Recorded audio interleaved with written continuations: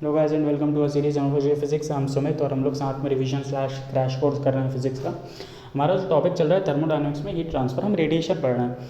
तो बेसिकली हमने last video में देखा था, रेडिएशन में हमने देखा था एमिसिव पावर कैलकुलेट करना, अब्जॉर्प्टिव पावर कैलकुलेट करना। अगर अब आपको कोई बॉडी दी है तो आप उसकी अब्जॉर्प्टिव पावर तो कैलकुलेट कर सकते हो। आप देखोगे कितनी इंसिडेंट हो रही है उस पर एनर्जी, वो कितनी अब्जॉर्ब कर रहा है, तो आप आसानी से कैलकुलेट कर सकते हो।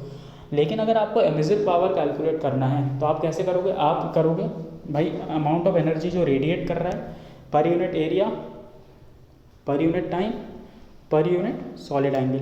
तो अगर आपको बॉडी गिवन है तो आप उसका एरिया निकाल सकते हो, ये भी निकाल सकते हो, टाइम तो आप नोट कर सकते हो और सॉलिड एंगल भी आप निकाल सकते हो। लेकिन जो एनर्जी रेडिएटेड है अगर वो आपको गिवन नहीं है तो आप एमिसिव पावर नहीं निकाल सकते हो। ठीक बात है। तो ये एनर्जी रेडिएटेड है वो कैसे कैलकुलेट करते हैं ये हमने नहीं देखा है अभी तक, ये हमारा एक लूप होल रह गया था, छूट गया था। तो आज हम देखेंगे कि भाई ये एनर्जी रेडिएटेड है वो आप कैसे कैलकुलेट करते हो। एनर्जी रेडिएशन जो आप कैलकुलेट कर सकते हो, द अमाउंट ऑफ एनर्जी या thermal radiations emitted per unit time by a black body of surface area A is given by U is equals to, ये क्या U क्या है? इन thermal radiation emitted per unit time by a black body, मतलब जो आपका emissive power में U था वो है ये, is given by sigma A T की पावर 4। ए क्या है? A is your area of, what is A is your area of body, surface area of body. What is T? T is temperature of body, ठीक है, T की power 4, T is temperature of body. And what is sigma?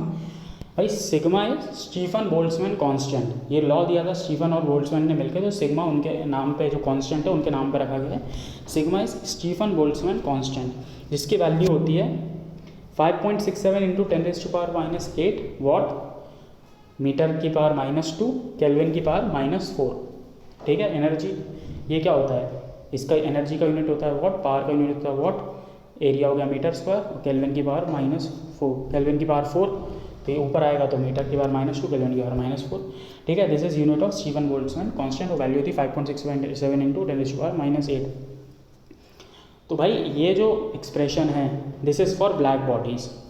ठीक है। Stefan और Boltzmann बोलते हैं कि black body जितनी एनर्जी एमिट करते हैं that is equal to sigma A T की पावर 4। ठीक है। अगर आप कोई बॉडी ब्लैक बॉडी नहीं है तो क्या करोगे आप? भाई ये तो सिर्फ ब्लैक बॉडी की बात होगी, हर बॉडी तो ब्लैक बॉडी होती नहीं है। इनफैक्ट सारी बॉडीज़ तो यूजुअली ब्लैक नहीं, मतलब मैक्सिमम बॉडीज़ ब्लैक बॉडीज़ नहीं होती हैं। तो अगर ब्लैक बॉडी नहीं है तो उसमें थोड़ा सा मॉडिफिकेशन कर देते हैं और आगे टर्म लगा देते हैं ई, स्मॉल ई। स्मॉल ई बेसिकली एमिसिविटी बताता है। ठीक है। अगर बॉडी कंप्लीटली रिफ्लेक्टिंग है, मतलब एकदम एब्जॉर्ब कुछ कर ही नहीं रही, कुछ एमिट ही नहीं कर रही है, तो एमिसिविटी हो जाएगी 0। एमिसिविटी, एमिट करना, एमिसिविटी। ठीक है। थोड़ा नाम से ही समझ में आ रहा है आपको। अगर वो कुछ भी एमिट नहीं कर रहा है तो एमिसिविटी हो जाती है 0। और अगर वो ब्लैक बॉडी है, ठीक है, तो ब्लैक बॉडी के केस में जो भाई वो जितना ऑब्जॉर्व करता है उतना एमिट करता है, तो वो बहुत एमिट कर रहा है। ठीक है। तो उसकी एमिसिविटी हो जाती है आपका 1। एमिसिविटी की वैल्यू 0 से 1 के बीच में रहती है। 0 अगर कुछ एमिट भी नहीं करता है तो, और 1 फॉर ब्लैक बॉडी। तो स्टीफन बोल्ट्जमैन आपका लॉ हो गया U is equal to E sigma A T की पावर 4, और ब्लैक बॉडी के केस में E की वैल्यू 1 हो जाती है, तो ये हो जाता है सिग्मा ए टी की पावर 4। नौ भाई इसके पहले मैं आपको ऊपर का बताऊँ, उसका डेरिवेशन देख लेते हैं।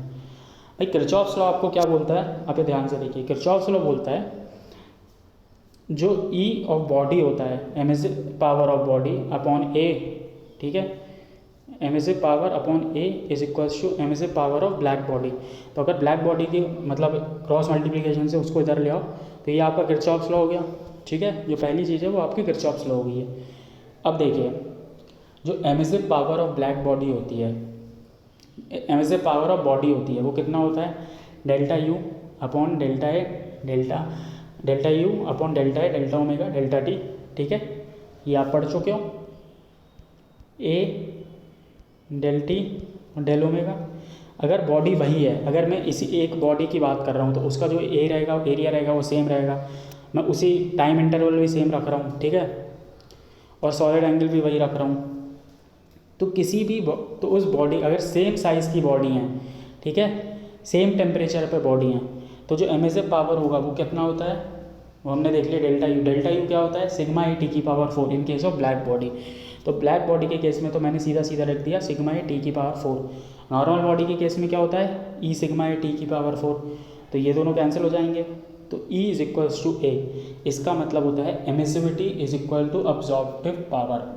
तो जब मैं बोलता हूँ कि good absorbers are good emitters, ठीक है, या फिर जब मैं बोलता हूँ कि वो जितना एब्जॉर्ब करता है उतना ही एमिट करेगा, तो जब अभी तक मैं जब ये बोल रहा था ये सारी चीज़ें हमें लॉजिकल बस सुनने में लग रही थी, ये हमारे पास उसका न्यूमेरिकल प्रूफ भी हो गया है। हमने किरचॉफ्स लॉ और स्टीवन बोल्ट्जमैन लॉ को कंबाइन करके सॉल्व करने की कोशिश करी, तो हमारे पास जो इक्वेशन आई वो इक्वल टू ए आई, मतलब emissivity is equals to absorptive power.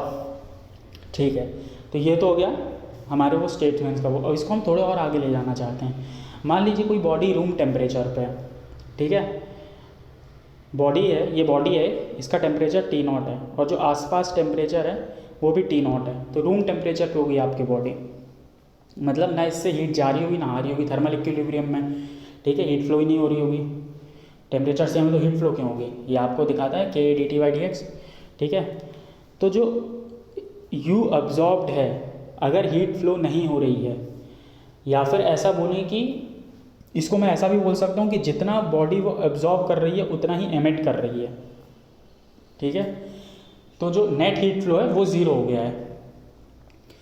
भाई अगर बॉडी एब्जॉर्ब करेगी 100 जूल, मान लीजिए आपका एग्जाम्पल के तौर पे, अगर वो 100 जूल एब्जॉर्ब कर रही है तो उसका कुछ टेम्परेचर बढ़ना चाहिए, लेकिन दोनों का टेम्परेचर रूम का और बॉडी का सेम है, तो वो थर्मल इक्विलिब्रियम में तो उसका टेम्परेचर तो नहीं बढ़ रहा है। इसका ये मतलब है कि वो जितना 100 जूल एब्जॉर्ब कर रही है तो उसको 100 जूल एमिट भी करना पड़ेगा, ठीक है, जिससे उसका टेम्परेचर वही बना रहे और रूम का भी टेम्परेचर वही बना रहे।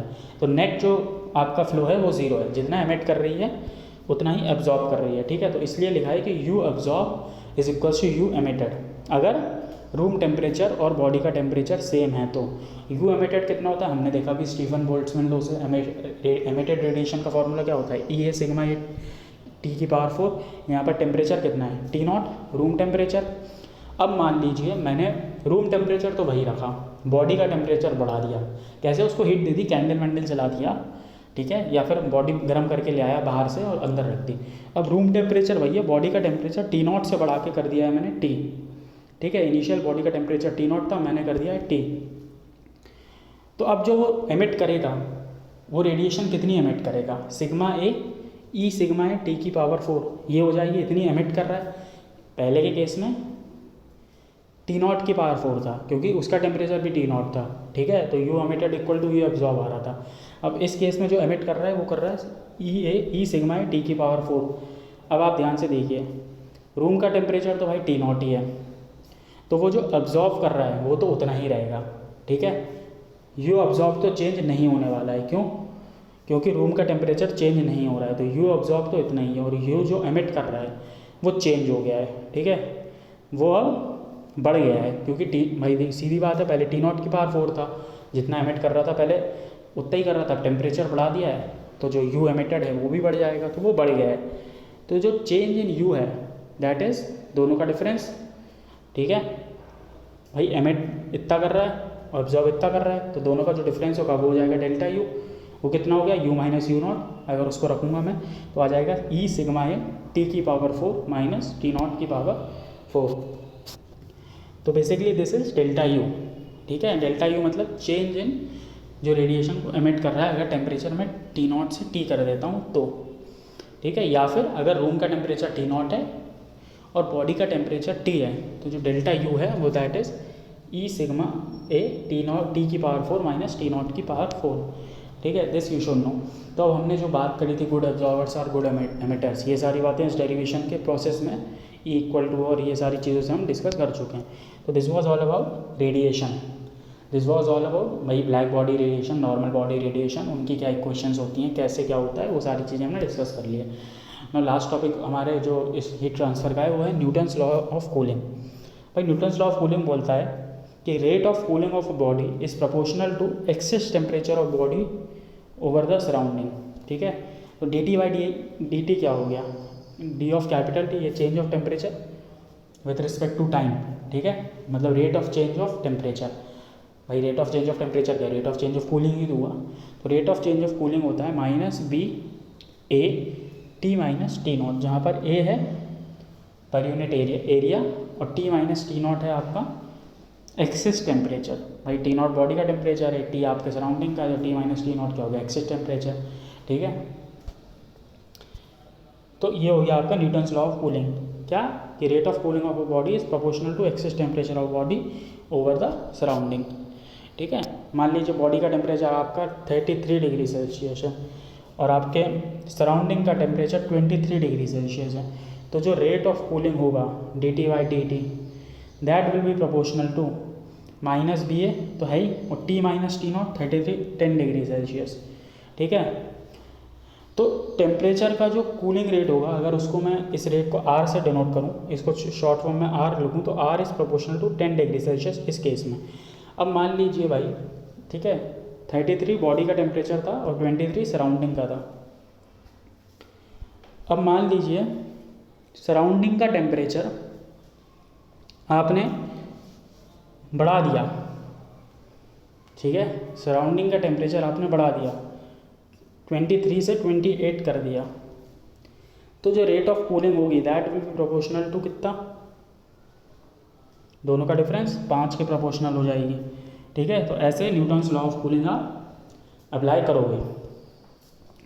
तो this was all about Newton's law of cooling. ठीक है, तो आज हमने रेडिएशन देखा, रेडिएशन बेसिकली हमने खत्म कर दिया। हमने कल एमिसिव पावर और एमिसिविटी देखी थी, आज हमने उसको आगे जाके स्टीफन बोल्ट्जमैन लॉ पढ़ा। स्टीफन बोल्ट्जमैन लॉ और किरचॉफ्स लॉ को हमने रिलेट करते हुए काफ़ी सारी चीज़ों को डिराइव करा, काफ़ी सारे जो स्टेटमेंट्स थे उनका न्यूमेरिकल प्रूफ देखा, राइट। तो this was all about heat transfer. आज हमने जितना भी हीट ट्रांसफ़र है वो ख़त्म कर लिया है। हमने देखा हीट ट्रांसफ़र के 3 मोड होते हैं, कंडक्शन, रेडिएशन और कन्वेक्शन।